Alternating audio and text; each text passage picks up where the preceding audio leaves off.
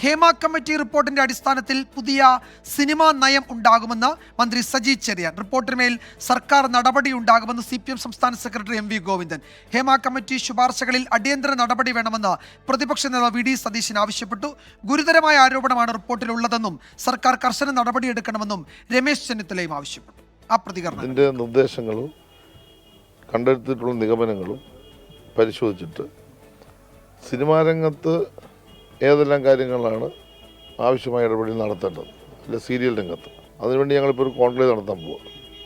ആ കോൺക്ലേവ് വെച്ച് അത് ചർച്ച ചെയ്തിട്ട് എല്ലാവരുടെയും അഭിപ്രായങ്ങളൊക്കെ കേട്ടിട്ട് ഒരു സിനിമാ പോളിസി ഉണ്ടാക്കി സംസ്ഥാനം നടപ്പാക്കാനാണ് ഞങ്ങളിപ്പോൾ ലക്ഷ്യമിടുന്നത്. അടിയന്തിരമായി ഹേമ കമ്മീഷൻ റിപ്പോർട്ടിൻ്റെ ശുപാർശകളിന്മേൽ നടപടിയെടുക്കണം.